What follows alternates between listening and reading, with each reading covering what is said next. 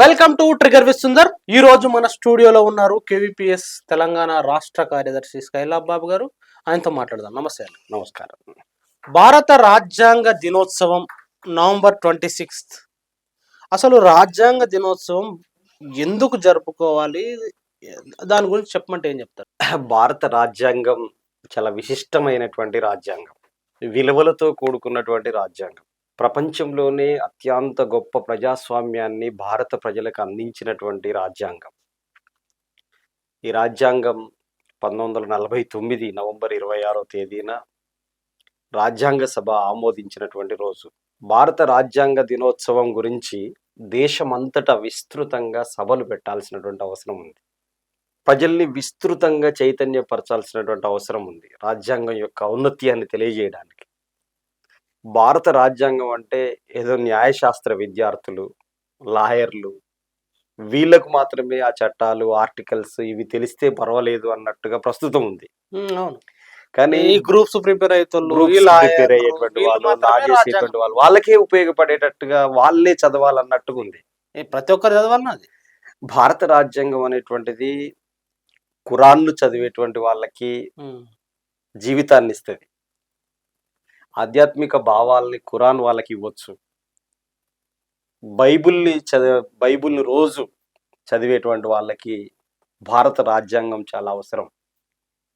అట్లాగే భగవద్గీత కావచ్చు, ఇంకా వేదాలు, ఉపనిషత్తులు చదివే వాళ్ళకు కూడా వాళ్ళ జీవితాల్ని ప్రభావితం చేయగలిగేటువంటి, అంటే బైబిల్, ఖురాన్, భగవద్గీత ఇవన్నీ రోజు పఠించేటువంటి వాళ్ళు వాళ్ళ విశ్వాసాలు, నమ్మకాలకు అవి ప్రతీకగా ఉంటే మొత్తం భారత ప్రజల యొక్క నడవడిక, భారతదేశం యొక్క భవిష్యత్తు, భారతదేశం యొక్క దిశ నిర్దేశం చేయడానికి ఉన్నటువంటి మతాలున్నా, కులాలున్నా, ప్రాంతాలున్నా, భాషలు వేరుగా ఉన్నా, లింగ భేదం ఉన్నా, ఏవి ఉన్నా కానీ అందరూ ప్రజలకు సంబంధించినటువంటి ఒక లిఖిత పత్రం ఈ భారత రాజ్యాంగం. అందుకని భారతదేశం యొక్క రాజ్యాంగం ఎవరో ఎవరికి రాసిచ్చినట్టుగా చెప్పింది కాదు.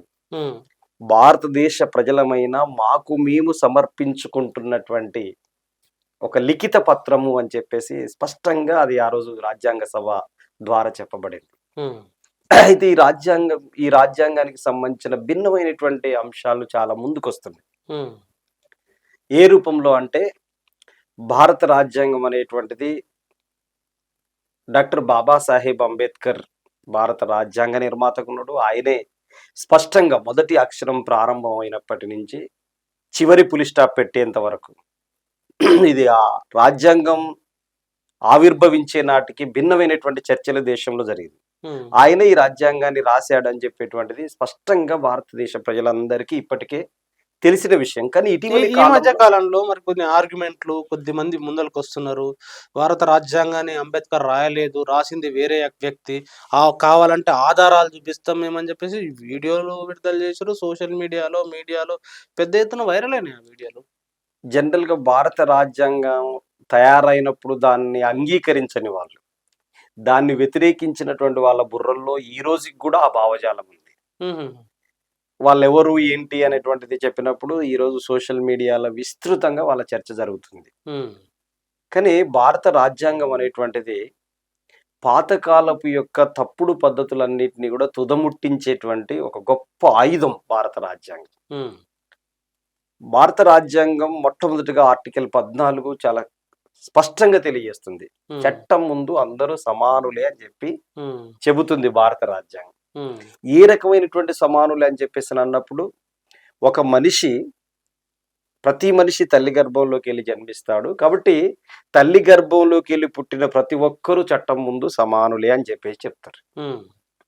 కానీ దీనికంటే ముందున్నటువంటి రాజ్యాంగం వేరుగా చెప్పింది. ఏంటా రాజ్యాంగం? ఆ రాజ్యాంగం తల్లి గర్భంలోకి వెళ్ళి మనుషులు పుట్టారనేటువంటి దాన్ని అంగీకరించలేదు. అంగీకరించకపోగా ఒక మనిషి అంటే తలలోకి వెళ్ళి పుడతాడని, భుజాల్లోకి వెళ్ళి పుడతాడని, తొడల్లోకి వెళ్ళి పుడతాడని, అట్లాగే పాదాల కిందికి వెళ్ళి పుడతాడని చెప్పేసి అది దిశానిర్దేశం మానసిక చట్టాల ద్వారా చేసింది. అంటే భారత ప్రజలందరి మీద ఒక విషపు చర్చని, ఒక మాటలో చెప్పాలంటే మానసికంగా మెదళ్లను కలుషితం చేసి పెట్టింది అది. అంటే ఈ శాస్త్ర సాంకేతిక పరిజ్ఞానం రోజు రోజుకి డెవలప్ అవుతున్నప్పుడు, ప్రజల్లో రోజు రోజుకి చైతన్యం పెరుగుతున్నప్పుడు, ప్రతిదాన్ని విస్తృతంగా విపులీకరించి అధ్యయనం చేసే స్థితి పెరుగుతున్నప్పుడు, ఇంకా పాతకాలపు పద్ధతుల్ని ప్రజలు అంగీకరించేటువంటి స్థితి లేదు కాబట్టి, ఆ పాతకాలపు సిద్ధాంతాన్ని తుదముట్టించాలి, మట్టిలో పాతేయాలనేటువంటిది చైతన్యం ప్రజల్లో రోజు రోజుకి పెరుగుతుంది. కానీ ఆ పాతకాలపు వాటికి వారసులుగా ఉన్నటువంటి వాళ్ళు ఈ దేశంలో ఇంకా ఉన్నారు. వాళ్ళు దీన్ని అంగీకరించారు. అది అందుకని 1925లో రాష్ట్రీయ స్వయం సేవక్ సంఘ్ ఏర్పడింది.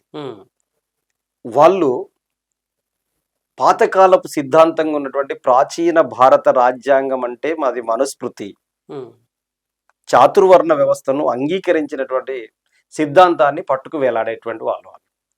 దాని తరఫున ఉన్నటువంటి వాళ్ళు మాట్లాడుతున్నటువంటి మాటలు ఏమిటంటే, ఈ రాజ్యాంగం అనేటువంటిది ఆ రోజే భారత రాజ్యాంగం ఆవిర్భవించిన రోజు వాళ్ళు ఏం చెప్పారంటే, ఈ రాజ్యాంగం అనేది అతుకుల బొంత రాజ్యాంగం, ఇది అమెరికా నుంచి, బ్రిటన్ నుంచి, ఇంగ్లాండ్ నుంచి, ఇట్లాంటి దేశాల నుంచి అంబేద్కర్ స్వీకరించాడు. కానీ మా దేశంలో విలువలు వేరు, మా దేశంలో పద్ధతులు వేరు, మా దేశం యొక్క సంస్కృతి వేరు, మా దేశం యొక్క ఆహారపు అలవాట్లు పద్ధతులు వేరు, కాబట్టి ఈ దేశానికి సంబంధించిన విషయాలు దీంట్లో పొందుపరచలేదు అనేటువంటి మాట ఆ రోజు చెప్పారు.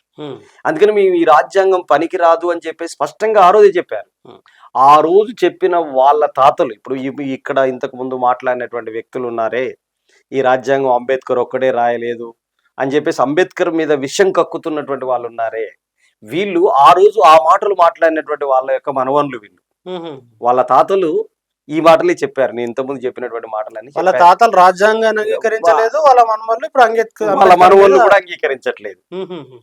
కానీ ఇప్పుడు మాట్లాడుతున్న వ్యక్తికి చదువు వచ్చిందన్నా, ఇప్పుడు మాట్లాడుతున్న వ్యక్తి బట్ట కట్టుకున్నాడన్నా, ఇప్పుడు మాట్లాడుతున్న వ్యక్తి కుర్చీలో కూర్చున్నాడన్నా, డాక్టర్ బాబాసాహెబ్ అంబేద్కర్ రాసిన రాజ్యాంగం యొక్క హక్కులు ప్రసాదించడం ద్వారానే మనిషిగా బతుకుతున్నాడు ఇప్పుడు ప్రస్తుతం. లేకపోతే మనిషే కాదు ఆయన. ఎందుకంటే వాళ్ళు పెట్టినటువంటి చర్చలో, వాళ్ళు పెట్టినటువంటి అంశాలలో మనం క్లారిటీగా చూస్తే, ఉదాహరణకి పాదాల కిందికెళ్ళి పుట్టిన జాబితాలో ఉన్నాడు ఇప్పుడు మాట్లాడుతున్న వ్యక్తి. ఆ పాదాల కిందికెళ్ళి పుట్టిన జాబితాలో ఉన్నటువంటి వ్యక్తికి చదువు ఉండకూడదు, సంపద ఉండకూడదు, మాట్లాడే హక్కు లేదు, దేవుని గుడిలోకి వచ్చే హక్కు లేదు, ఏమీ లేనటువంటి వ్యక్తి. మరి ఇన్ని రకాల హక్కుల్ని, ఇన్ని రకాల అవకాశాలని సమాజానికి మరి డాక్టర్ బాబాసాహెబ్ అంబేద్కర్ భారత రాజ్యాంగం కల్పించింది. నువ్వు చట్టం ముందు అందరూ సమానులు అంటేనే నువ్వు కుర్చీ ఎక్కగలిగిన, లేకపోతే నేను కుర్చీలో ఆ కాలంలో దొరలు, భూస్వాములు, పెట్టుబడిదారులు అట్లాంటి వాళ్ళు ఉన్నటువంటి ఎవరైతే అగ్రకుల పెత్తందారులు ఉన్నారో వాళ్ళందరూ కుర్చీలో కూర్చుంటే ఇప్పుడు మాట్లాడుతున్నటువంటి వ్యక్తి కింద కూర్చున్నాడే. నువ్వు కింద కూర్చున్నావు, నువ్వు సాటి మనిషితో సమానం కాదు, నువ్వు ఊరికి బయట ఉన్నావు, నువ్వు మనిషివే కాదని చెప్పినటువంటి పరిస్థితి వాళ్ళ దాంట్లో ఉంది కదా. ఇప్పుడు దాన్ని భుజానికి ఎత్తుకునేటువంటి పని చేస్తుంది. సో ఓవరాల్గా ఏంటంటే, భారత రాజ్యాంగాన్ని వ్యతిరేకించి భారత రాజ్యాంగాన్ని అంగీకరించినటువంటి వాళ్ళు భారత రాజ్యాంగం మీదనే ప్రమాణం చేసి అధికారం చెలాయించేటువంటి పరిస్థితికి వచ్చింది ఈరోజు. ఎందుకంటే భారతదేశం యొక్క రాజ్యాంగం గొప్ప ప్రజాస్వామ్యాన్ని ఇచ్చింది కాబట్టి. ఇప్పుడు ఫస్ట్ ఆఫ్ ఆల్ ఈయనకు ఓటు హక్కే లేదు. భారతదేశ ప్రధానమంత్రి నరేంద్ర మోడీ గారికి కూడా ఓటు హక్కు లేదు ఫస్ట్ స్టార్టింగ్ లో. ప్రస్తుతం ఉన్న భారత రాష్ట్రపతికి వీళ్ళకి ఎవరికి ఓటు హక్కు లేదు. మొదట్లో మహిళలకు ఓటు హక్కు ఇచ్చింది బాబాసాహెబ్ అంబేద్కరే. భారతదేశ ప్రధానికి ఉన్న నరేంద్ర మోడీకి ఓటు హక్కు ఇచ్చింది బాబాసాహెబ్ అంబేద్కర్. ఎందుకు అంటే ఓటు హక్కు ఎవరికి ఉండాలనేటువంటిది రాజ్యాంగ సభలో చర్చ జరుగుతున్నప్పుడు చాలా స్పష్టంగా ఎవరైతే ఈ భావజాలంతో ఉన్నారో వాళ్ళని బలపరుస్తున్న వాళ్ళు చెప్పింది ఏంటంటే, దేశంలో భూస్వాములకు ఓటు హక్కు ఉండాలి, బ్రాహ్మణ, క్షత్రియ, వైశ్య వర్ణాలకు ఓటు హక్కు ఉండాలి, అదేవిధంగా ఇంకా కాదంటారా మీరు, ఎవరైనా విజ్ఞానవంతులు అంటే చదువుకున్నటువంటి వాళ్ళకు మాత్రమే ఓటు హక్కు ఉండాలి అనేటువంటిది వాళ్ళు వాదిస్తే, డాక్టర్ బాబాసాహెబ్ అంబేద్కర్ చాలా స్పష్టంగా ఒక మాట చెప్పాడు.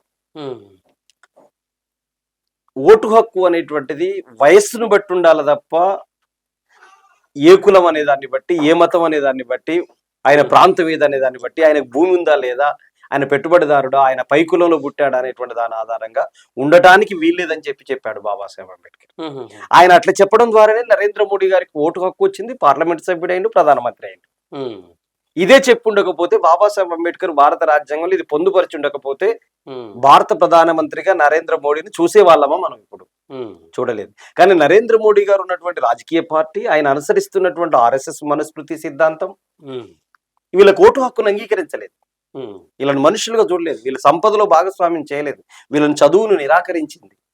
అందుకే చూడండి, భారత రాజ్యాంగ దినోత్సవాన్ని నరేంద్ర మోడీ గారు 2021 సంవత్సరంలో ఒక సభలో మాట్లాడుతూ రాజ్యాంగం అనేటువంటిది చాలా ఉన్నత విలువలతో కూడుకున్నటువంటిది, అందుకనే రాజ్యాంగానికి నేను మొక్కుతున్నా అని చెప్పేసి రాజ్యాంగ గ్రంథాన్ని మొక్కాడు. ఇటీవల పార్లమెంట్ ఎన్నికల తర్వాత కూడా నన్ను రాజ్యాంగం మార్చేవాడిలాగా రాహుల్ గాంధీ ఇతరులు అంటున్నారు, కానీ నేను రాజ్యాంగాన్ని చాలా సంపూర్ణంగా గౌరవించేవాడిని, రాజ్యాంగం యొక్క భక్తుడిని నేనని చెప్పి రాజ్యాంగ గ్రంథాన్ని కళ్ళకు అద్దుకున్నాడు ఇటీవలి కాలంలో. ఇప్పుడు అందులో తప్పేముంది? ఇక ఇంతకు ముందు వరకు, ఎన్నికల ముందు వరకు మీలాంటి వాళ్ళు, మేధావులు, ప్రజా సంఘాలు అంటామా, దళిత సంఘాలు అంటామా, లెఫ్ట్ పార్టీలు అంటామా, వీళ్ళందరూ రాజ్యాంగానికి ప్రమాదం ఉంది, రాజ్యాంగాన్ని తొలగించబోతున్నారని అనేక కామెంట్లు చేశారు. స్వయంగా ఇప్పుడు బీజేపీ ప్రధానమంత్రి హోదాలో ఉన్న నరేంద్ర మోడీ రాజ్యాంగం లేకుంటే నేను లేనన్నాడు. ఆర్ఎస్ఎస్ కూడా రాజ్యాంగాన్ని అసలు మేము టచ్ చేయమన్నారు. ఇక పంచాయతీ ఏం లేదు కదా ఇటగా. ఇప్పుడు సమస్య ఏంటంటే, రాజ్యాంగాన్ని మొక్కేటువంటి వాళ్ళే రాజ్యాంగ లక్ష్యాలను తొక్కేస్తున్నారు. అంటే ఎట్లా అంటే, రాజ్యాంగాన్నో కళ్ళకు అద్దుకుంటున్నారు, రాజ్యాంగ గ్రంథాన్నో కళ్ళకు అద్దుకుంటున్నారు, రాజ్యాంగ లక్ష్యాలను కాళ్ళతోటి తొక్కుతున్నారు. ఏ లక్ష్యాలను తొక్కుతున్నారు చెప్పండి. ఫర్ ఎగ్జాంపుల్, రాజ్యాంగానికి 4 మూల స్తంభాలు ఉంటాయి. ఇప్పుడు ప్రజాస్వామ్యం, ప్రపంచంలోనే అత్యంత పెద్ద ప్రజాస్వామ్య దేశం భారతదేశమే. అవును. ఎందుకంటే భారత ప్రజాస్వామ్యాన్ని రూపుదిద్దడం అనేటువంటిది ఆషామాష కాదు. 8 మతాలు, 6486 కులాలు, విభిన్నమైనటువంటి ఆచారాలు, సంస్కృతులు, భాషలు, తెగలు ఉన్నటువంటి దేశం ఇది. ఇలాంటి దేశం ప్రపంచంలో మరొకటి లేదు. ఇట్లాంటి ఈ దేశంలో ప్రజలందరినీ ఒక తాటి మీదకి తీసుకురావాలి అని చెప్పేసి అనుకున్నప్పుడు, భిన్నమైనటువంటి సంస్కృతిని, భిన్నమైనటువంటి భాషా వైవిధ్యాన్ని, భిన్నమైనటువంటి పరిస్థితులను అన్నిటిని ఒక తాటి మీదకి తీసుకొచ్చేటువంటి కెపాసిటీ భారత ప్రజాస్వామ్యానికి, దాన్ని రూపుదిద్దినటువంటి డాక్టర్ బాబాసాహెబ్ అంబేద్కర్కే ఉంది. దాంట్లో మూలస్తంభమైనటువంటి ప్రజాస్వామ్యం, to the people, by the people, for the people and the people, democracy యొక్క నిర్వచనం, ప్రజల చేత, ప్రజల కొరకు, ప్రజల వలన ఎన్నుకునేది ప్రజాస్వామ్యం. ఇప్పుడు మత రాజ్యాలన్నిటినీ మత గ్రంథాలు చెప్పేటువంటి మత పెద్దలు దాన్ని లీడ్ చేస్తారు. అవును, అంతే, లీడ్ చేస్తుంటారు. ప్రభువులు కొన్ని చోట్ల వాళ్ళ ఆయా దేశాలని లీడ్ చేస్తారు. కానీ భారతదేశాన్ని అట్ట కాదు. భారతదేశంలో మొత్తం ప్రజలందరినీ నడిపించడానికి కావాల్సినటువంటి ఒక మౌలిక గ్రంథం భారత రాజ్యాంగం. ఆ రాజ్యాంగానికి ఉన్నటువంటి 4 మూల స్తంభాల్లో ఒకటి కీలకమైనటువంటి ప్రజాస్వామ్యం. ప్రజాస్వామ్యానికి ఇప్పుడు వచ్చిన ప్రమాదం ఏంది? ప్రజాస్వామ్య పద్ధతుల్లోనే నడుస్తున్న ఎన్నికలు, ప్రజాస్వామ్య పద్ధతుల్లోనే మోడీ కూడా ప్రధానమంత్రి అయ్యిండు. ఏం నష్టం వచ్చింది? ప్రజాస్వామ్యంలో ఆర్టికల్ 19 భావ ప్రకటన స్వేచ్ఛను వ్యక్తం చేసేటువంటిది ఉంటుంది.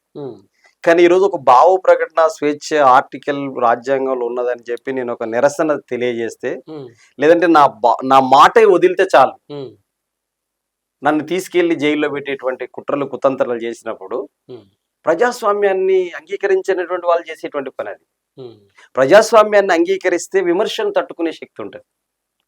ప్రజాస్వామ్యాన్ని నువ్వు అంగీకరించట్లేదు అని చెప్పేసినంటే విమర్శను నువ్వు అంగీకరించట్లేదు అని అర్థం.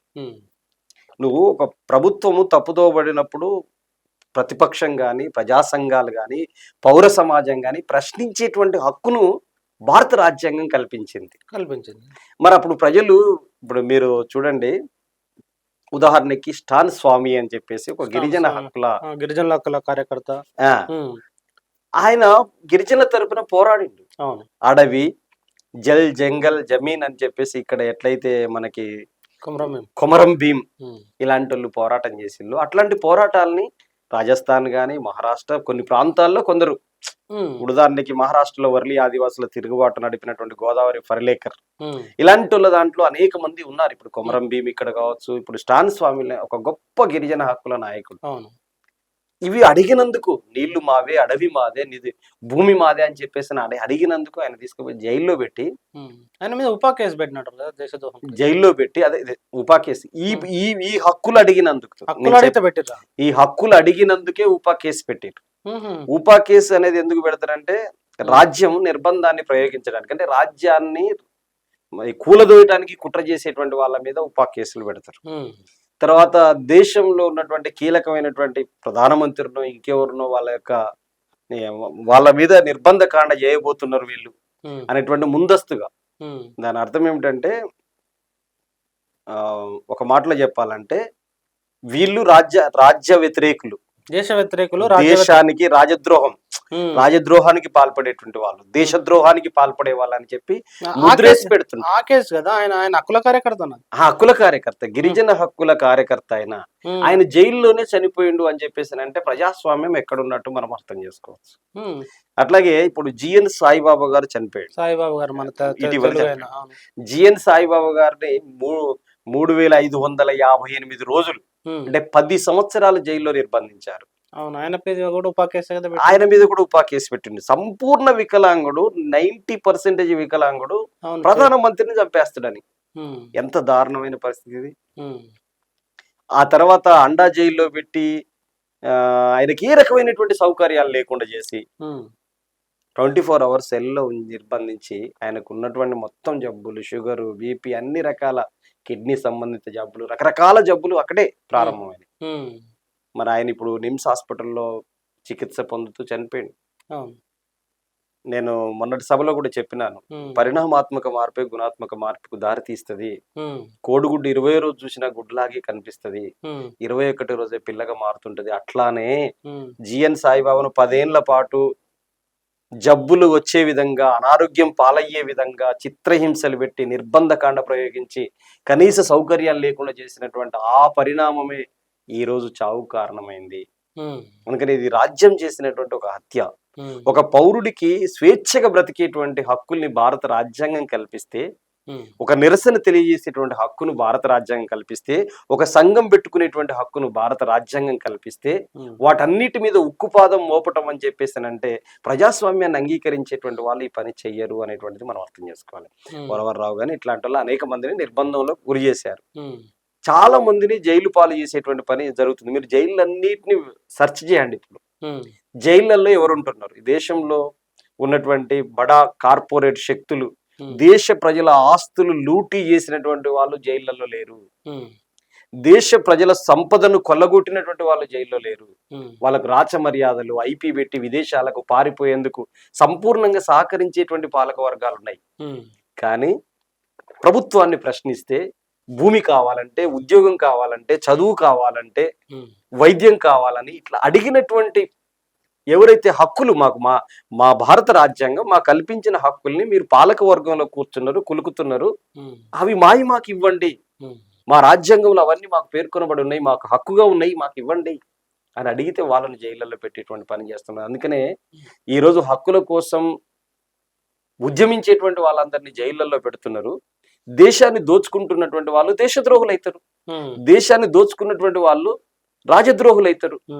దేశద్రోహులు, రాజద్రోహులకు ఉన్నటువంటి వాళ్ళని దేశభక్తులుగా చూసేటువంటి పాలకుల అధికారంలో ఉండి హక్కుల కోసం పరితపించి అట్టడుగు ప్రజల కోసం నిలబడేటువంటి వాళ్ళను మాత్రం దేశద్రోహుల జాబులు పెట్టేటువంటి ప్రయత్నం జరుగుతుంది. అయితే ఇక్కడ ఆ విషయాలు మాట్లాడుకోవాలి, చాలా లోతులోకి వెళ్ళాలి దాంట్లో. అంతకంటే ముందు ఒక పాయింట్ మనం మాట్లాడుకోవడం మిస్ అయినాం. అసలు రాజ్యాంగ ఏర్పాటుకు రాజ్యాంగ కమిటీ కానీ అసలు ఏర్పాటు ఎలా జరిగింది, మీరు దాని మీద ఏం చెప్తారు? భారత రాజ్యాంగం భారతదేశానికి స్వాతంత్రం వచ్చిన తర్వాత ఈ దేశం యొక్క నడవడిక ఎలా ఉండాలని చెప్పేసి మహాత్మా గాంధీ, దేశ స్వాతంత్ర పోరాటానికి ముఖ్యమైనటువంటి నాయకుడిగా మహాత్మా గాంధీ ఉండేది. ఆయన మా దేశం యొక్క నడవడిక ముందుకు సాగాలి అని చెప్పేసానంటే ఒక లిఖిత గ్రంథం కావాలి, అంటే దిశానిర్దేశం చేయడానికి కావాల్సిన గ్రంథం కావాలనే పద్ధతులలో ఆయన ఆస్ట్రేలియా, సౌత్ ఆఫ్రికా, ఇతర దేశాలన్నీ తిరుగుతున్నాడు మేధావి కోసం, రాజ్యాంగం రాసే మేధావి కోసం. కానీ అప్పటికి అంబేద్కర్ అంటే ప్రపంచంలో మేధావులందరికీ తెలుసు, బుద్ధిజీవులందరికీ తెలుసు. ఎందుకు తెలుసు అంబేద్కర్ అంటే? అప్పటికి లండన్ లైబ్రరీలో ఉన్న పుస్తకాలన్నింటినీ క్షుణ్ణంగా అధ్యయనం చేసినటువంటి సంపూర్ణ మేధావుల్లో Karl Marx, doctor B R Ambedkar ఉండేది. అందుకని ప్రపంచంలో మేధావులందరికీ అంబేద్కర్ అంటే తెలుసు, మార్క్స్ అంటే తెలుసు. కాబట్టి ఆస్ట్రేలియాకి పోయి అడిగినప్పుడు గాంధీకి డైరెక్ట్ చెప్పారు, మీరు ఎక్కడి నుంచి వచ్చారంటే మేము ఇండియా నుంచి వచ్చామంటే, ఈ మొత్తం ప్రపంచాన్ని అవపోసన పట్టగలిగినటువంటి ఒక సంపూర్ణ మేధావి మీ దేశంలోనే అంబేద్కర్ ఉన్నాడు కదా అంటే అప్పుడు తిరిగి వెనక్కి వచ్చాను. అంటే అట్టడుగు వర్గాల్లో ఉన్నటువంటి చైతన్యాన్ని నిరాకరించినటువంటి ఆనాటికి ఉన్నటువంటి అగ్రకుల ఆధిపత్యం ఎలా ఉంది అని చెప్పడానికి ఆ రోజు గాంధీ నిర్వహించిన పాత్ర మనం అర్థం చేసుకోవాలి. ప్రపంచం అంతా గుర్తిస్తుంది అట్టడుగు ప్రజల్లో ఉన్నటువంటి చైతన్యాన్ని. కానీ ఇక్కడ ఉన్నటువంటి అగ్రకుల ఆధిపత్య శక్తులు గుర్తించట్లేదని చెప్పడానికి అంబేద్కర్ తో ప్రారంభించవచ్చు మనం. అందుకని అప్పుడు తిరిగి ఇక్కడికి వచ్చి అంబేద్కర్ మహానుభావుడా, నువ్వు భారత రాజ్యాంగం రాయటానికి సిద్ధపడాలని చెప్పేసినంటే రాజేంద్ర ప్రసాద్ రాజ్యాంగ మొత్తం కమిటీకి చైర్మన్ రాజేంద్ర ప్రసాద్ కాబట్టి, బాబు రాజేంద్ర ప్రసాద్ కాబట్టి ఈ రాజ్యాంగ డ్రాఫ్టింగ్ కమిటీకి 7 సభ్యులతోటి కమిటీ వేశారు. అదే రాజ్యాంగం అంబేద్కర్ ఒక్కడే రాయలేదని చెప్పినటువంటి మూర్ఖుడు మాట్లాడింది ఏమిటంటే 389 మందితోటి వేశారు కమిటీ, అంబేద్కర్ ఒక్కడే కాదు అని చెప్పేసి చాలా అసలు ఈ రాజ్యాంగం పట్ల కించిత్ అవగాహన లేనటువంటి వాళ్ళు కూడా అంబేద్కర్ పట్ల ఉన్నటువంటి వ్యతిరేకత తోటి ఆయన మీద విద్వేషం నింపుకున్నటువంటి వాళ్ళు మాట్లాడేటువంటి మాటలు. రాజ్యాంగ డ్రాఫ్టింగ్ కమిటీ 7 వేశారు. ఈ 7 ఒక ఆయన నేను రాయలేనని చెప్పి మొదట్లోనే చేతులు ఎత్తేసాడు. ఇంకొక వ్యక్తి విదేశాల్లోకి వెళ్ళిపోయింది, ఇంకొక వ్యక్తి మధ్యలోనే చనిపోయింది, ఇంకో వ్యక్తి మధ్యలో యాక్సిడెంట్ అయ్యింది, ఇంకొక వ్యక్తి నేను చెప్పిన విషయాలు దాంట్లో ఉంటేనే నేను అంగీకరిస్తా అని చెప్పేసి అన్నాడు. నువ్వు నేను చెప్పడం కాదు, మొత్తం దేశ ప్రజల ఐక్యతను చాటే పద్ధతుల్లో భారత రాజ్యాంగం ఉండాలి. ఇప్పుడు మత చిచ్చు పెట్టడానికో ఇంకోటి కుల చిచ్చు పెట్టడానికో దేశ ప్రజల ఐక్యతకు విఘాతం కలిగించేటువంటి ఆలోచనలు దీంట్లో కుదరవు అని చెప్పేసి అంబేద్కర్ చెప్పిన. అందుకనే మొదట అక్షరం ప్రారంభించినప్పటి నుంచి అదేదో టైప్ చేసిందో ఇంకోటి చేసిందో కాదు, లిఖిత పూర్వకంగా రాయబడింది. మొదటి అక్షరం నుంచి చివరి పులి స్టాప్ పెట్టేంత వరకు, అంటే ఒక మాట చెప్పండి, 395 ఆర్టికల్స్ ని 22 భాగాల్ని 22 షెడ్యూల్ని 12 భాగాల్ని చాలా క్లారిటీగా పొందుపరిచినటువంటి గొప్ప మహానుభావుడు డాక్టర్ బాబాసాహెబ్ అంబేద్కర్. దానికోసం చాలా శ్రమ పడ్డాడు ఆయన. ఎంత శ్రమ పడ్డాడు అంటే భారత రాజ్యాంగం రాయాలని చెప్పి మహాత్మా గాంధీ అన్న తర్వాత అంబేద్కర్ ఒక 110 దేశాలు తిరిగి వచ్చిండు. వాళ్ళన్ని గ్రంథాలని చదివిండు. ఆ దేశాల్లో ఉన్నటువంటి వివిధ గ్రంథాలను, అక్కడ జీవన స్థితిగతులు ఏంటి, వాళ్ళ ప్రజల యొక్క మొత్తం వాళ్ళ జీవన స్థితిగతులు ఏంటి అనేటువంటిది క్షుణ్ణంగా అధ్యయనం చేసి 110 దేశాలై 2 సంవత్సరాల 11 నెలల 18 రోజులు కష్టపడి రాసినటువంటి రాజ్యాంగం. అందువల్ల అట్లాంటి ఒక గొప్ప మేధావి రాసినటువంటి ఈ రాజ్యాంగం ఏర్పాటుకున్నటువంటి నేపథ్యం ఏమిటి అని చెప్పి ఒక్క మాటలో ఆలోచిస్తే, ఈ దేశ స్వాతంత్ర పోరాటం జరిగే నాటికి స్వాతంత్ర ఉద్యమంలోనే భిన్నమైనటువంటి స్రవంతులు ఉన్నాయి భారతదేశంలో. ఎవడికి తోచినట్టుగా వాడు ఈ దేశంలో రాజ్యాంగం ఉండాలనేటువంటి కలలు కన్నారు వాళ్ళు. కాబట్టి వాళ్ళందరి కలలు నెరవేరలేదు. ఎందుకంటే మత విభజన చేయాలని ఒకటి ప్రయత్నం చేశాడు దేశంలో, అందరికి ఓటు హక్కు ఉండకూడదని ఒకటి ప్రయత్నం చేశాడు, ప్రజలందరికీ సమాన హక్కులు ఉండకూడదని ఒకటి ప్రయత్నం చేశాడు. వీటన్నిటినీ కాలదన్ని ప్రజలందరికీ ఒక ఏమంటారంటే మొత్తం దేశ ప్రజలందరికీ ఒకే విధంగా ఉండగలిగేటువంటి ఒక గొప్ప రాజ్యాంగాన్ని, సమానమైనటువంటి అవకాశాలు ఉండేటువంటి రాజ్యాంగాన్ని రాశారు. అందుకే నేను చాలా సందర్భాల్లో చెప్పిన, మళ్ళీ చెప్తున్నా, భారతదేశంలో ఉన్నటువంటి 143 కోట్ల మంది ప్రజలకి ఒక్కొక్క వ్యక్తికి ఒక్కొక్క గుండె ఉంటుంది. కానీ 143 కోట్ల మందికి కలిపినటువంటి ఒక గుండె ఉంది. భారతదేశం యొక్క గుండెకాయ ఏంటిదంటే అది భారత రాజ్యాంగం మాత్రమే అనేటువంటిది మళ్ళీ చెప్తున్నాను. అందుకే కాలుకు దెబ్బ తాకినా చేయికి దెబ్బ తాకినా ఏం కాదు, కానీ గుండెకు దెబ్బ తగిలేటువంటి ప్రమాదం జరగొద్దు. ఈ రోజు గుండెకు దెబ్బ తగిలేటువంటి ప్రమాదం జరుగుతుంది. ఇప్పుడు ఎవరైతే రాజ్యాంగం రాయలేదు అంబేద్కర్ అని చెప్తున్న వాళ్ళల్లో నుంచే ఒక ఆర్గ్యుమెంట్ వస్తుంది, ఈ లౌకికత్వం అనే పేరు కూడా రాజ్యాంగంలో అంబేద్కర్ చేర్చలేదు కదా, మధ్యలో తీసుకొచ్చి పెట్టారు కదా, దాన్ని ఎట్లా యాక్సెప్ట్ చేస్తాం? లౌకికత్వం అంటే ఒక బూతు, సెక్యులరిజం అననే అనొద్దు అని చెప్పేసి ఒక పెద్ద ఎత్తున ప్రాపగండా ప్రచారం జరుగుతుంది. భారత రాజ్యాంగంలో 4 మూల స్తంభాలు ఉన్నాయి. నేను ఇంతకుముందు చెప్పాను. డాక్టర్ బాబాసాహెబ్ అంబేద్కర్ మత స్వేచ్ఛను కల్పించినట్టే మతం యొక్క సామరస్యాన్ని కోరుతూ కూడా ఆర్టికల్స్ రూపొందించారు. మీరు ఆర్టికల్ 25 నుంచి 28 వరకు చూడండి. ఒక వ్యక్తి, ఇప్పుడు అంబేద్కర్ దాంట్లో చేర్చని వాటి గురించి మాట్లాడుతున్నటువంటి వాళ్ళకి నేను ఒకటే చెప్తున్నాను, మతాన్ని రాజకీయాల్లోకి, అడ్మినిస్ట్రేషన్ పరిపాలనలోకి తీసుకురావద్దు అని చెప్పేసి ఆర్టికల్ ఉంది. మతం వ్యక్తిగత స్వేచ్ఛకు సంబంధించింది, పాలిటిక్స్ తోటి ముడిపెట్టకూడదు. ఇప్పుడు దేవుడిని, మతాన్ని రాజ్యాంగం రూపొందించినటువంటి ఆ పరిపాలన విధానంలోకి ఎలా తీసుకొస్తారు? ఇప్పుడు తీసుకొచ్చే పనే కదా వాళ్ళు చేసేటువంటిది. అందుకనే లౌకిక తత్వం అనేటువంటిది ఎప్పుడు చేర్చారనేది పాయింట్ కాదు. దేశాన్ని ఐక్యంగా ఉంచడానికి ఉపయోగపడిందా, చీల్చడానికి ఉపయోగపడిందా అనేది సెంటర్ పాయింట్. భారతదేశం యొక్క గణతంత్రం ఏదైతే ఉందో, రిపబ్లిక్ ఏదైతే ఉందో, ప్రజలు తమకు తాము రాసుకున్నటువంటి లిఖిత పత్రం ఇది. లిబర్టీని కల్పించేటువంటిది, ఫెటర్నిటీని కల్పించినటువంటిది, అదేవిధంగా సెక్యులర్ భావాలతో ఉండేటువంటిది, అదేవిధంగా సామ్యవాద భావాలతోటి సమానత్వాన్ని నిర్దేశించింది భారత రాజ్యాంగం. భారత రాజ్యాంగం కుల నిర్మూలన కాంక్షించింది, సమానత్వాన్ని కాంక్షించింది. ఏం చెప్పింది భారత రాజ్యాంగంలో ఆర్టికల్ అంటే అసమానతలు ఉండకూడనటువంటి వ్యవస్థ వైపు అడుగులు వేయాలన్నది. అసమానతలు ఉండకూడని వ్యవస్థ వైపు అడుగులు వేయాలి అని అన్నది. అందుకే అంబేద్కర్ గురించి ఈ మీతో ఇప్పుడు అన్నటువంటి వ్యక్తులు చదవలేదు. ఎందుకంటే రాజ్యాంగాన్ని ముందు పెడుతున్నప్పుడే అంబేద్కర్ ఒక క్లారిటీ ఇస్తాడు. ఏమంటాడంటే, నేను రాసిన ఈ రాజ్యాంగం వల్ల one man one vote one value అంటాడు. అంటే ఈ రాజ్యాంగం మీ ముందు పెడుతున్నాను నేను. ఈ రాజ్యాంగం రాజకీయ అధికారం మాత్రమే తెస్తుంది, రాజకీయ స్వేచ్ఛను, స్వాతంత్రాన్ని ఇస్తుంది. కానీ భారతదేశంలో ఇంకా 2 అసమానతలు కలిగినటువంటి స్వాతంత్ర్యాలు ఉన్నాయి. వాటిని సమానత్వం వైపు తీసుకురావాలి. అది సామాజిక అసమానతలు ఉన్నాయి, ఆర్థిక అసమానతలు ఉన్నాయి. ఎందుకంటే టాటా బిర్లాలు అప్పటికే 150 కోట్లకు పడగలెత్తున్నారు. వాళ్ళందరూ బాంబే ప్లాన్ మంచి గీతలు గీసుకొని ఉన్నారు. భారతదేశంలో వాళ్ళ పరిపాలన ఎలా ఉండాలి, వాళ్ళకి ఎట్లా అధికారంలో ఇంకెంత దోపిడీ చేయాలనేటువంటి ప్లాన్ తోటి ఉన్నారు వాళ్ళు. వాటన్నిటిని చిత్తు చేసే పనే బాబాసాహెబ్ అంబేద్కర్ చేసినాడు. అందుకనే ఒక మనిషికి ఒకే విలువ ఉండాలి. ఆయన కోరింది అదే. నేను ఓటు హక్కు ఇచ్చానంటే మీరు చూడండి, డబ్బులు ఒక ఆయనకు ఇంకొక ఆయనకు పంపించాలంటే ఆన్లైన్లో పంపవచ్చు. ఓటు ఆన్లైన్లో వేసుకోవడానికి వీలు లేదు, లైన్లో నిలబడాల్సిందే. పూరి గుడిసెలో ఉన్నటువంటి ఒక అట్టడుగు దళితుడు లైన్లో నిలబడాల్సిందే. పైన ఎవరెస్ట్ శిఖరం అంత ఎత్తులో ఉన్నటువంటి వాడు వచ్చి కూడా అక్కడే నిలబడాల్సిందే. అంటే ఆర్థికంగా సంపద కూడబెట్టుకున్నటువంటి సంపన్నుడు, ఆర్థికంగా అంటే అడుక్కు తినే పేదవాడికి కూడా ఓటు హక్కులో సమానత్వం ఉంది. కానీ విలువలో ఒకటి లేదు. ఓటు హక్కు మాత్రమే సమానత్వం ఉంది. కానీ ఆ మనిషికి ఈ మనిషికి ఒకే విలువ ఉండాలనేటువంటిది కోరింది డాక్టర్ బిఆర్ అంబేద్కర్.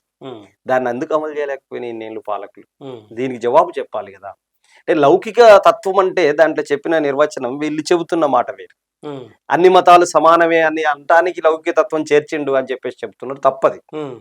లౌకిక తత్వం అంటే ఏమిటంటే, లౌకిక వాదం అంటే ఏమిటంటే, మత ప్రమేయం లేని రాజ్యమే లౌకికవాదం. మతంతో సంబంధం, మతం వ్యక్తిగత విశ్వాసం. నీ ఇంట్లోనే ఉండాలి, నీ గడప దగ్గర ఉండాలి, నువ్వు బయటికి తీసుకురాకూడదు మతాన్ని. ఒకవేళ నీ మతం గొప్పతనం చెప్పుకోవాలి, పరమత ద్వేషాన్ని నూరిపోయొద్దు. మతం ఏదైనా చెప్పినటువంటి మాటలు ఏమిటంటే, దేవుడు ఒక్కడే, ప్రజలు ఐక్యంగా ఉండాలి, ప్రజలు సమానంగా బతకాలి అని చెప్తాయి మీ మతం కూడా. ఎవరు ఏ మతం అయినా చెప్పినా కానీ. కానీ మా మతం మాత్రమే గొప్పది, మీ మతం దుర్మార్గమైంది, మా దేవుడు మాత్రమే గొప్పోడు, మీ దేవుడు దుర్మార్గమైనటువంటి వాడు అని ఇట్లాంటి విషయాలు రెచ్చగొట్టేటువంటి వాళ్ళు. దీంట్లో క్లారిటీ ఇప్పుడు మీతో ఇప్పుడు ఇంతకు ముందు చెప్పినటువంటి వాళ్ళు 3వ స్టేజ్కి వచ్చి ఆగారు. ఇప్పుడు మొదటి స్టేజీ మతం ఉన్నంత వరకు ప్రాబ్లం లేదు. మతం విశ్వాసాలు కలిగి ఉన్న ప్రజలకు కూడా ఆకలి ఉంటుంది, నిరుద్యోగం ఉంటుంది, నిరక్షరాస్యత ఉంటుంది, వైద్యం అవసరమవుతుంది, విద్య అవసరమవుతుంది, అన్ని అవసరాలు అవుతాయి.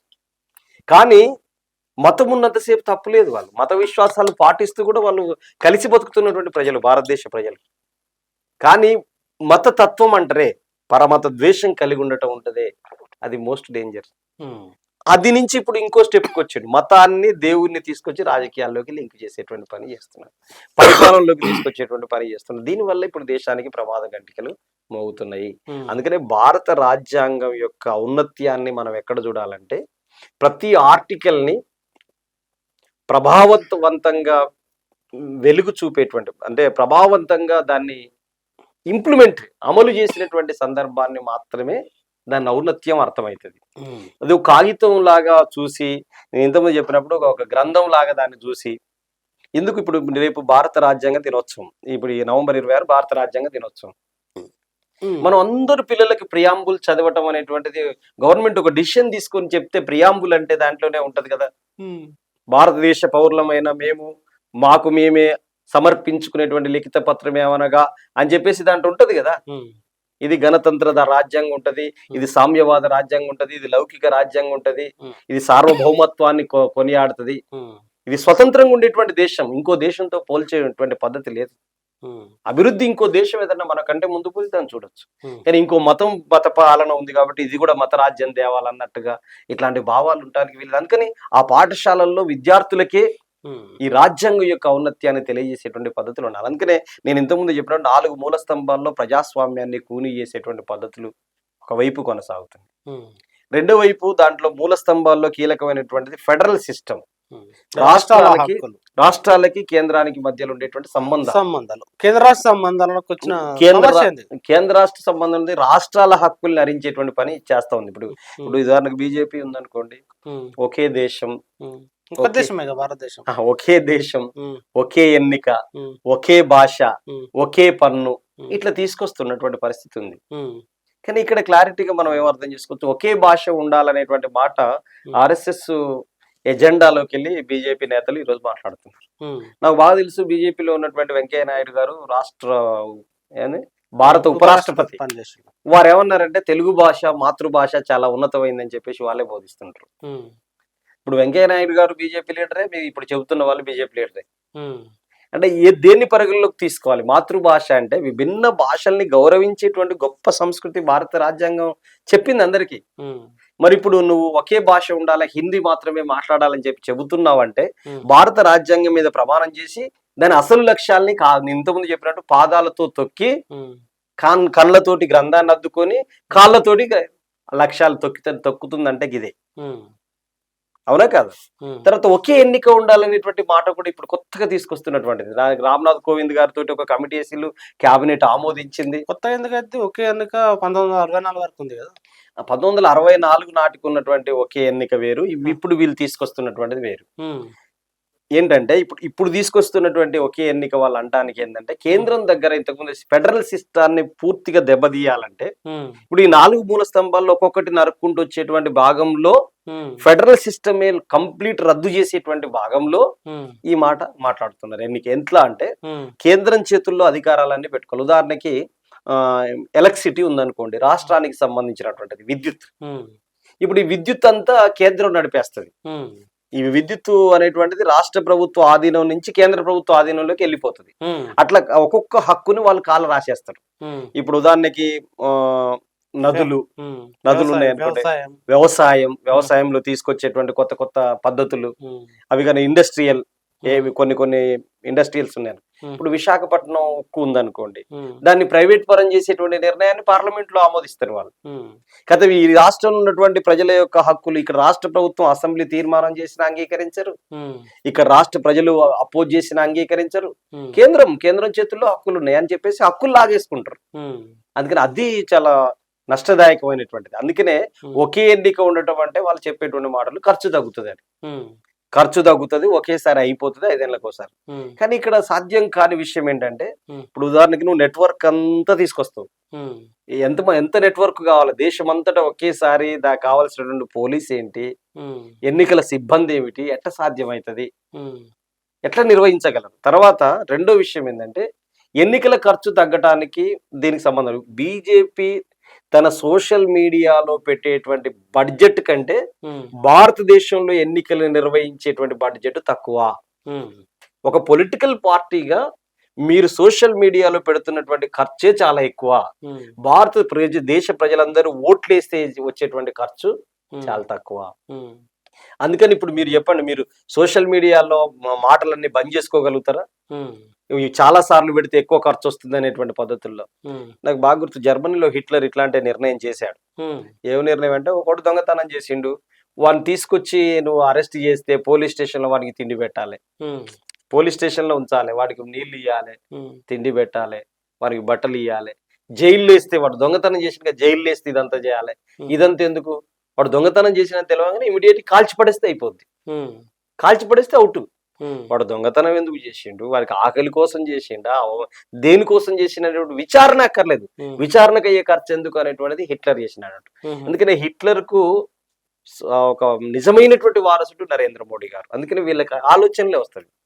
హిట్లర్ సిద్ధాంతం, నాజీ సిద్ధాంతం ఏదైతుందో ఇక్కడ ఉన్నటువంటి ఆర్ఎస్ఎస్ సిద్ధాంతం ఈక్వల్ గా ఉంటుంది, దగ్గరగా ఉంటుంది. అంటే హిట్లర్ సిద్ధాంతాన్ని ఫాలో అవుతుంటా, హిట్లర్ సిద్ధాంతాన్ని భారత రాజ్యాంగాన్ని ఫాలో అయ్యి ఉంటేనో భారత ప్రజలందరి వైపు మతానికి అతీతంగా, కులానికి అతీతంగా, వాళ్ళకు విద్య ఉందా, ఉద్యోగం ఉందా, వాళ్ళకు భూమి ఉందా, దున్నుకొని బతుకుతున్నారా, వాళ్ళ వ్యవసాయ పంటలకు గిట్టుబాటు ధరలు వచ్చినాయి, ఈ విషయాలు ఆలోచిస్తారు.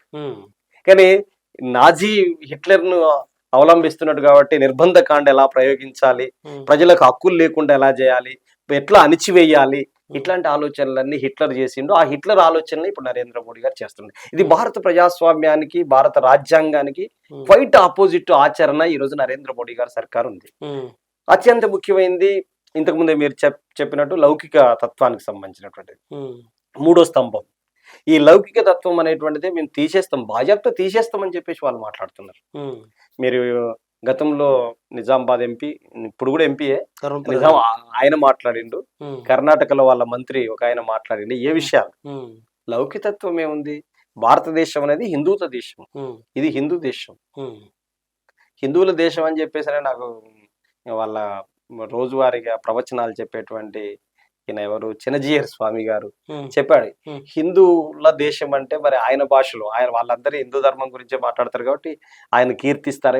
వేరే వాళ్ళు మాట్లాడితే వాళ్ళు మనోభావాలు దెబ్బతిన్నాయని చెప్పి వాళ్ళ మీద దౌర్జన్యం, దాడి చేయడానికి ప్రయత్నం చేస్తారు. కానీ ఈయనేం చెప్పాడంటే, వీళ్ళు చెప్పినయే మనం ప్రజలకు చెప్తే, వాళ్ళు చెప్పినయే ప్రజలు అర్థం చేసుకోగలిగితే చాలు. పాపం చిన్నజీయర్ స్వామి గారు భలే ఒప్పుకున్నాడు. ఏమన్నాడంటే, హిందూ అంటే కాఫీర్, కాఫీర్ అంటే దౌర్భాగ్యుడు అని చెప్పి మాట్లాడాడు.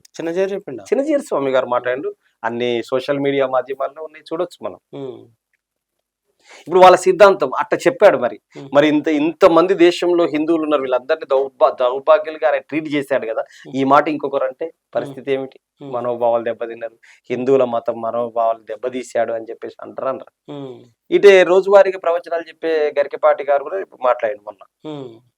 వేదం చదివే వాడి కంటే వీధి ఉడ్చేవాడు చాలా ఉన్నతుడు. దానికి చర్చ ఎందుకు? ఇంకా వేదం చదవకపోయినా పర్వాలేదు, కానీ వీధి ఉడ్చకపోతే ఆ గల్లి ఆ ఊరంతా ఆగమవుతుంది అని చెప్పి స్పష్టంగా ఆయన చెప్పాడు. మా జాతి, ఇప్పుడు నేను ఈ రాజ్యాంగం అంబేద్కర్ రాయలేదని చెప్పినటువంటి మూర్ఖుడు ఆ రోజు ఏం చెప్పాడంటే, ఈ అంబేద్కర్ నువ్వు బతుకుంటే నేను బతుకున్న రోజులు ఆయన ఉంటే కాల్ చేసేవాడిని అన్నాడు.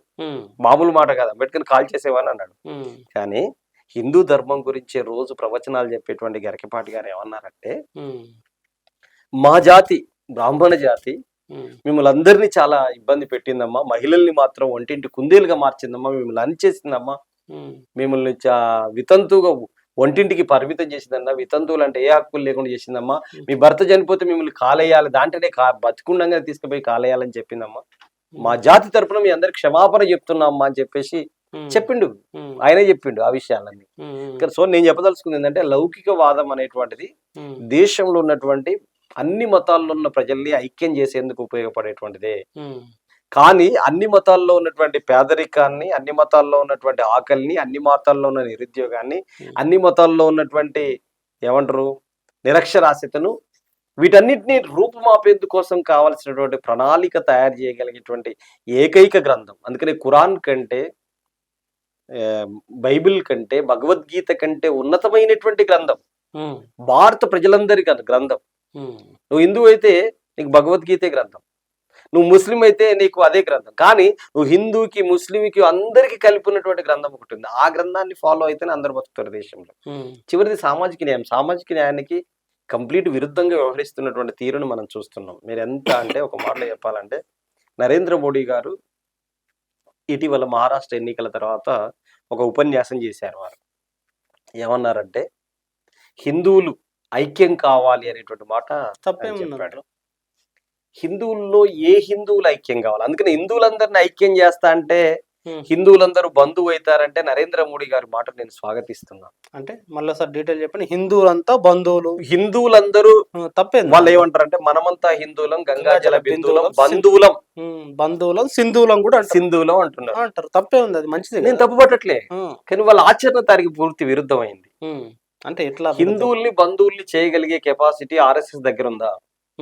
అదే నేను కోరుతున్నది. అంటే బంధువులు ఎవరైతారు భారతదేశంలో, ఒక కులం వాళ్ళు ఇంకో కులానికి బంధువుల్ని చేయగలిగే సిద్ధాంతం మీ వెనకాల ఏముంది?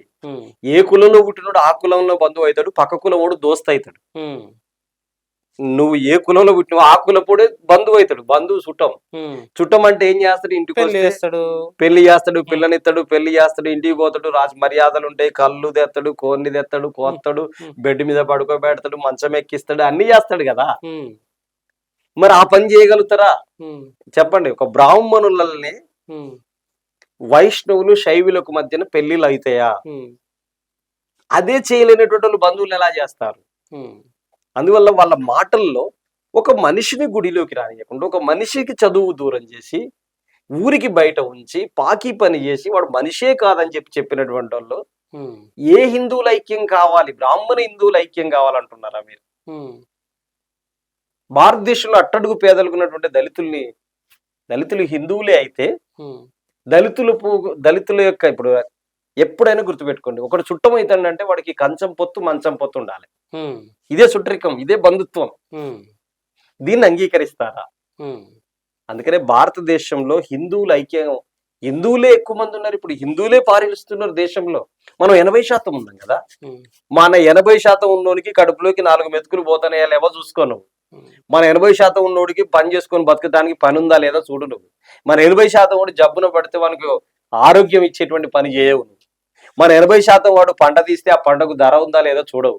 మన 80% ఉన్నటువంటి మన ఆడవాళ్ళకి ఏ రకమైనటువంటి హక్కుల్ని లేకుండా చేస్తావు. ఇవన్నీ ఏమి లేకుండా చేసి అగ్గొగ్గో అని చెప్పేసి ముస్లిం పేరు, అగ్గొగ్గో అని క్రైస్తవ పేరు చెప్తే మనకేమవుతుంది? 20 ఏళ్ళు చూపెట్టి 80 మందికి ద్రోహం చేసే పని. ఈ 80 మందినే, అందుకనే నేను చాలా సందర్భాలను మళ్ళీ చెప్తున్నా, గతంలో మా నాయకుడు కూడా చెప్పాడు, మళ్ళీ నేను చెప్తున్నా, ఈ 80% మంది ఒకే దేశం, ఒకే ఎన్నిక, ఒకే పన్ను అంటున్నారు కదా. మన దేశంలో 6486 కులాలు ఉన్నాయి కదా. ఈ 6485 కులాల్ని రద్దు చేయండి.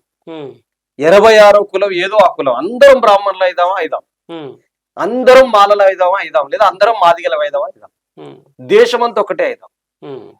ఇక పంచాయతీ పోద్ది. అసలు హిందువులు అయితే అంతా బంధువులు అవుతారు. హిందువులంతా బంధువులు కావాలంటే ఒకే కులం కావాలి. హిందువు అనేటువంటిది మతం కాదు, ఫస్ట్ పాయింట్. దీన్ని రాజకీయంగా వాడుకోవడానికి మతంగా ట్రీట్ చేస్తారు. వాళ్ళు కూడా చెప్తారు అక్కడక్కడ, ఇది జీవన విధానం అంటారు. హిందూ అంటే జీవన విధానం అన్నప్పుడు, జీవన విధానం హిందువులందరికీ ఒకే విధంగా ఎందుకు ఉండకూడదు? నువ్వు మాంసం తినొద్దని వాడిని అంటావు, నువ్వు ఈ మాంసమే తినాలంటావు.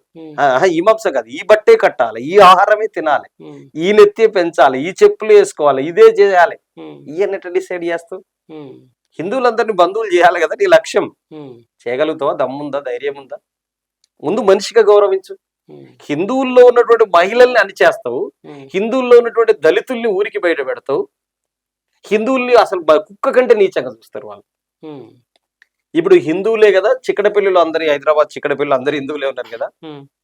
ఒక క్రిస్టియన్ కాకుండా, ముస్లిం కాకుంటున్నటువంటి ఒక హిందూ దేవుడిని, వెంకటేశ్వర స్వామిని, రాముల వారిని మొక్కేటువంటి ఒక దళితుడు పోయి నాకు ఇల్లు కిరాయి కావాలంటే ఇస్తాడా? అప్పుడు హిందువుగా చూస్తాడా, కులంగా చూస్తాడా? ఇది కీలకమైనది. బంధువు చేసుకో. హిందూ మతంలో ఉన్నటువంటి బ్రాహ్మణుని పిల్లని హిందూ మతంలో ఉన్నటువంటి మాదిక పిల్లవాడికి చుట్టరికం కలిపేటువంటి పని చేయగలరా? చేస్తారా? ఇది ఇంపార్టెంట్ అయినటువంటి అంశం. అందుకని నేను చెబుతూ, సామాజిక న్యాయానికి విఘాతం కలుగుతున్నది, దళితుల పైన దాడులు, దౌర్జన్యాలు పెట్టరిగిపోతున్నాయి. హిందువులంతా ఐక్యం కావాలనేటువంటి పేరును పక్కన పెట్టేసి హిందూ దేశంలో కుల వ్యవస్థ ఉంది, అది అస్పృశ్యతను పాటిస్తుంది, అంటరానితనాన్ని పాటిస్తుంది, అసమానతలకు కారణం అవుతుంది, కొందరికి గౌరవాన్ని ఇచ్చి అనేక మందికి అవమానాలు కల్పిస్తుంది కుల వ్యవస్థ. ఈ కుల వ్యవస్థని కంప్లీట్ రద్దు చేస్తున్నాం, మనమందరం హిందువులమే, అందరి పిల్లలు అందరు చేసుకోవచ్చు అని ఒక చట్టం చేయండి పార్లమెంట్ లో. మనందరం బంధువులు, హిందువులందరూ బంధువులు కావాలని ఆర్ఎస్ఎస్ ఎప్పటి నుంచో చెబుతుంది. నాకు ఎప్పుడైతారు అనే ఆశ ఉంది, నాకు ఇంకెప్పుడైతారు అని కావాలనే కోరిక ఉంది. వాళ్ళు చెప్పింది అమలు కావాలనే కోరిక ఉంది. బంధువుల్ని చెయ్యండి, నేను చెప్పేది అదే. మాటలు చెప్పొద్దు, మాటలు చేతు ఆచరణలో, మాటలు చెప్పకండి, ఆచరణలో పిల్లనిచ్చుకుందాం, పెళ్లిళ్ళు చేసుకుందాం, కలిసి తిందాం, కలిసి బతుకుదాం, కలిసి జీవన విధానాన్ని కొనసాగిద్దాం. మన భూములు ఎవరికి ఎక్కువ తక్కువ లేకుండా మన హిందువులందరూ సమానంగా పంచుకుందాం. మనకి ఏమున్నా అన్ని సమానంగా పంచుకుందాం. మన హిందువుల కాడికి, మన హిందువుల దగ్గరతోనే పంచుకుందాం. ముస్లింది మనం తీసుకోవద్దు అసలే. ఎందుకు? మనకు ముస్లిం తోటి ఏం పని? వాడు పంచుకొని వాడి మతాన్ని. మనం హిందువులం కదా, మన దగ్గర ఉన్న భూమి అంతా మనమే పంచుకుందాం, సమానంగా పంచుకుందాం. ఓకే, బంధువులం కదా, మీ బంధువులకు మీరు ఏం చేయరా? కనీసం అది చేయగలగాలి కదా. అందుకనే వాళ్ళ ఆచరణకి వాళ్ళ మాటకి మధ్యలో క్వైట్ ఆపోజిట్ ఉంటున్నటువంటి పరిస్థితి ఉంది. నువ్వు భలే చెప్పినావు. ఇది వాళ్ళు ఎవరో వివక్షలు చూపిస్తారు, వాళ్ళు ఎవరో ఇబ్బందులు పెడతారు, లేకపోతే వాళ్ళు చెప్పిన మాటను ఆచరిస్తలేరు అంటున్నారు. కానీ మీరంటున్న అణగారిన వర్గాలు, అట్రాసిటీస్ గురవుతున్న వాళ్ళు, దాడిలకు గురవుతున్న వాళ్ళు, అందరూ ఐక్యంగా ఉంటున్నారా? ఒక రోజుకో పంచాయతీ పెట్టుకోవట్లేదా? ఎట్లా చూడాలా దాన్ని? ఇప్పుడు నేనేమంటున్నా అంటే, హ్మ్. అణగారిన వర్గాల్లో కూడా కొన్ని సందర్భాల్లో వాళ్ళ ట్రాప్‌లో పడుతుంటారు. హుహుహు. ట్రాపేనా అది? ట్రాప్‌లోనే కదా! వాళ్ళు వాళ్ళు ఇప్పుడు హ్మ్. ఎప్పుడైనా హ్మ్. ఒక ఇద్దరు అన్నలదమ్ముల మధ్యలో పంచాయతీని హ్మ్. చాలా జాగ్రత్తగా పెట్టియొచ్చు. హ్మ్. ఊర్లో కొన్ని ఊర్లలో ఏం జరుగుతదంటే, హ్మ్. "ఒరేయ్! మీ అన్న మీ పొలం దున్నుతాండు కాదురా" అని ఒకాయనొచ్చి చెప్తాడు. హ్మ్. చెప్పంగానే పోతాడు అన్న మీదకి కొట్టడానికే పోతాడు. హ్మ్. అన్న మీదకి కొట్టడానికే పోతాడు. హ్మ్. కానీ పొలం అక్కడ ఉన్నదెంత అని చెప్పేసినంటే గుంట గూడా లేకుండా అయిపోయింది. మొత్తం అయిపోయింది. అప్పులో, గిప్పులో జేసి అన్నిటికి భూమి అమ్ముకోంగా ఒకటే గుంటుందిగ. హ్మ్. ఆ గుంట జాగా కాడనే పంచాయతీ పెట్టుకుంటుంటారు. ప్రాణాలు పోతుంటాయి. గజం అటు ఇటు జరిగితే తన్నుకొని చస్తారు. హ్మ్. మిగతా వాడికి వందల, వేల ఎకరాల భూములు పక్కకుంటాయి అవి. హ్మ్. ఈడ గుంట జాగా కాడ పంచాయతీ పెట్టుకుంటాడు. హ్మ్. అందుకనే ఇప్పుడు ఉదాహరణకి ఈ పంచాయతీలు ఎట్టున్నాయని చెప్పేసనంటే, హ్మ్. ఉదాహరణకి అంత ఉన్నప్పుడు పంచాయతీ లేకుండా అయిపోయింది. హ్మ్. ఇప్పుడు ఏమి లేనప్పుడు పంచాయతీ ఎక్కువ జరుగుతుంది. హ్మ్. ఎందుకంటే మీరు విడిపోయి ఉంటే, హ్మ్. నేను మీ ముక్కను ఆయనకు అప్పగించొచ్చు. ఈ ముక్కను నేను లాక్కోవచ్చు అనేటువంటిది ఎత్తుగడ ఉంటది. సహజంగానే హ్మ్. పేదవాళ్ళ మధ్యలో ఘర్షణ వచ్చిందని చెప్పేసనంటే, హ్మ్. ఒక ముక్కను ఒకడు వాడుకుంటాడు. ఒక ముక్కను ఇంకోడు వాడుకుంటాడు. సహజం. హ్మ్. చట్టాలు, రాజ్యాంగం, కోర్టులు హ్మ్. ఇవన్నీ పరిష్కారం చేయాల్సినటువంటివి. హ్మ్. అవి పరిష్కారం చేయాల్సిన సమస్యల్ని గూడా ఒకరికి వ్యతిరేకంగా భారతదేశంలో పెట్టుబడిదారులు అంటే ఎవరే అని చెప్పేసనంటే హ్మ్. ఇప్పుడు పంచాయతీ పెట్టుకునేటోళ్ళు ఒకరికి ఒకరు వ్యతిరేకంగా చూసుకుంటారు. హ్మ్. భారతదేశంలో పెట్టుబడిదారులంతా మాలలే అని చెప్పేసి ఒక మాదిగ ఆయన అనుకుంటాడు. హ్మ్. భారతదేశంలో పెట్టుబడిదారులంతా మాదిగలే అని చెప్పి ఇంకొక ఆయన చెప్తాడు. హ్మ్. రోజు సభలు జరుగుతున్నాయి. రోజు సభల్లో అదే. పోటీ పోటీ ఇప్పుడు సభలు జరుగుతున్నాయి. రాజులు హ్మ్. ఇంతకు ముందు ఒక ఆయన మహారాజులు అన్నాడు. ఇప్పుడు హ్మ్. ఈయన ఏమంటారంటే మల్ల యోధులు, మహర్రాజులు అని చెప్పి ఈయన అంటున్నాడు ఇప్పుడు. హ్మ్. వీళ్ళందరూ రాజులే అయితే వీళ్ళకు భువెందుకు లేదు? హ్మ్. వీళ్ళకు ఆ కులవివక్ష ఎందుకుంది? ఊరికి బయట ఎందుకున్నారు? హ్మ్. గుడిలోకి ఎందుకు రానియలేదు వాళ్ళని? వాళ్ళెవరన్నా పిల్లని పెళ్లి చేసుకుంటే ఎందుకు చంపేస్తున్నారు? హ్మ్. ఆళ్ళకు ఉద్యోగాలు ఎందుకు రాకుండా పోతున్నాయి? హ్మ్. వాళ్ళ బతుకులెందుకు మారలేదు? మళ్ళా రాజులు అంటున్నాడు. మీరు వీళ్ళొక రాజు, వాళ్ళొక రాజు అని చెప్పేసి సిద్ధాంతాలు చెప్పటం. తర్వాత రోజు ఘర్షణలు ప్రేరేపించే పద్ధతులలో మాట్లాడుకోవటాలు ఇవన్నీ సరైనటువంటిది కాదు. పేదల మధ్యల చిన్న చిన్న తేడాలొచ్చినప్పుడు అది కూర్చొని మాట్లాడుకొని, పరిష్కరించుకొని చేయాల్సినంత అవసరం ఉంది తప్ప, హ్మ్.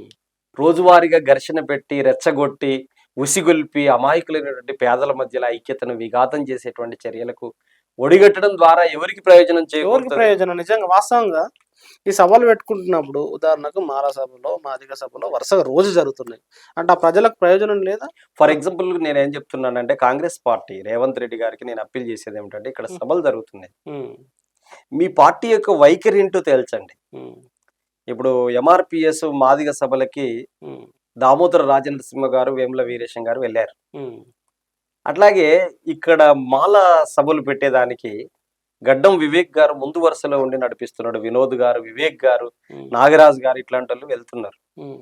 ఇలాంటోళ్ళు వెళ్ళటం అంటే మీ పార్టీ 2 వైపులు ఎట్లా ఉంది? వర్గీకరణకు వ్యతిరేకమా? అనుకూలమా? తేల్చాలి కాంగ్రెస్. హ్మ్. ఇక్కడ తేల్చాలి. హ్మ్. ఉదాహరణకి బీజేపీ పార్టీ ఉందనుకోండి. బీజేపీ పార్లమెంటులో బిల్లు పెట్టి చట్టబద్ధత కల్పించి అది చేసుంటే హ్మ్.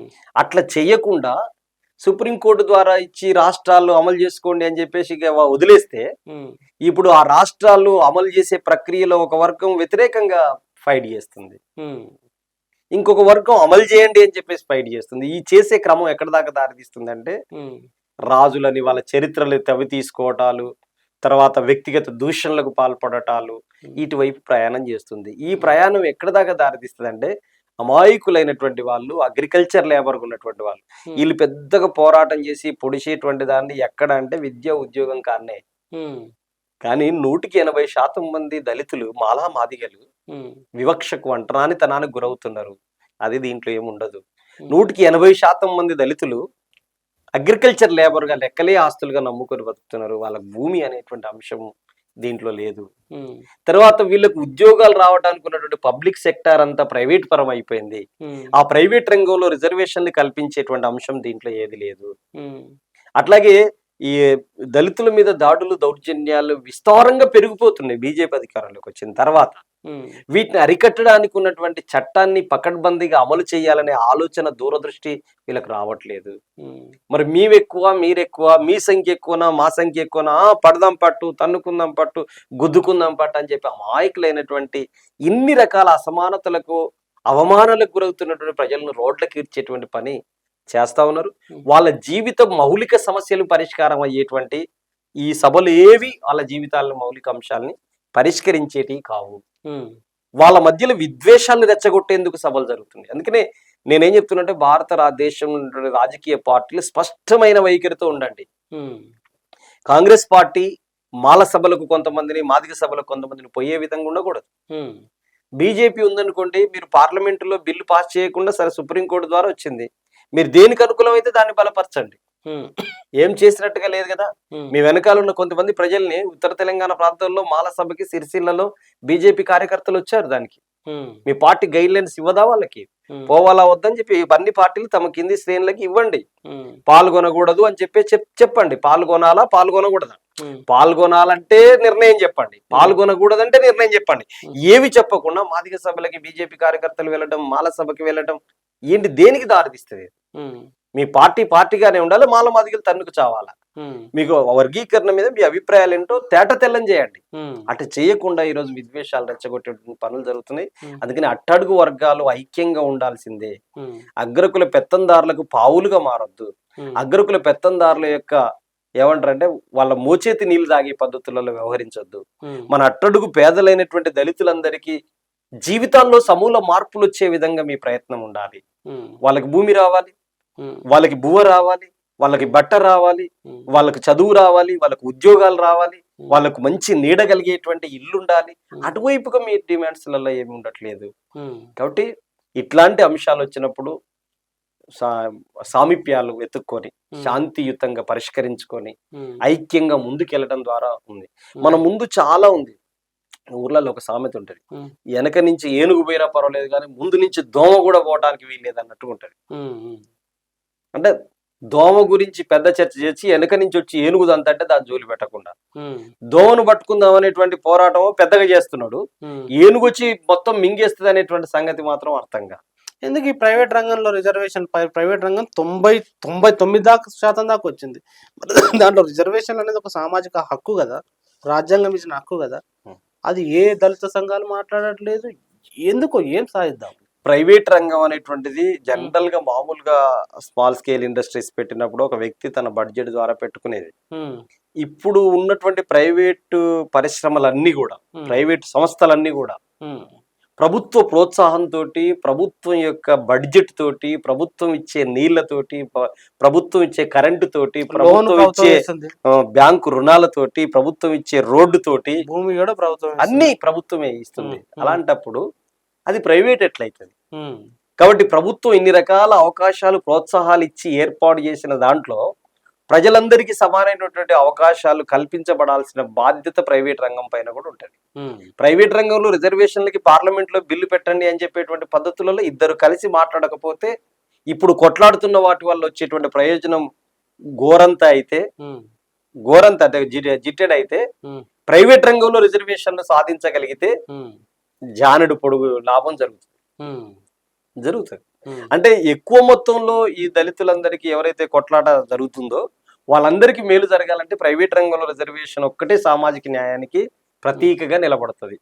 అందుకని ప్రైవేట్ రంగంలో రిజర్వేషన్ల డిమాండ్ను ఫోర్ ఫ్రంట్ లో పెట్టేటువంటి ప్రయత్నం చేయాల్సిన అవసరం ఉంది. ఇద్దరు కలిసి రావాల్సిన అవసరం ఉంది. అంటే ఇప్పుడు మాల సంఘాలకు, మాదిగా మందకృష్ణ కూడా మీరు ఈ సూచన చేస్తారు. 2002లో మందకృష్ణ మాదిగ గారు ప్రైవేట్ రంగంలో రిజర్వేషన్ అంశాన్ని ముందుకు తీసుకొచ్చారు ఆ రోజు. ఆ తర్వాత మాల మహానాడు కూడా ఈ అంశాన్ని వ్యతిరేకించదు. మీరు చూడండి, క్రిమి లేయర్ తీసుకొచ్చినప్పుడు మాల మేధావులు, మాదిగ మేధావులు ఇద్దరు క్రిమి లేయర్ ను వ్యతిరేకించారు. అట్లనే ప్రైవేట్ రంగంలో రిజర్వేషన్ కూడా ఇద్దరికి వర్తించేది కాబట్టి ఇద్దరు కలిసి రండి అని చెప్పి కోరుతున్నాం.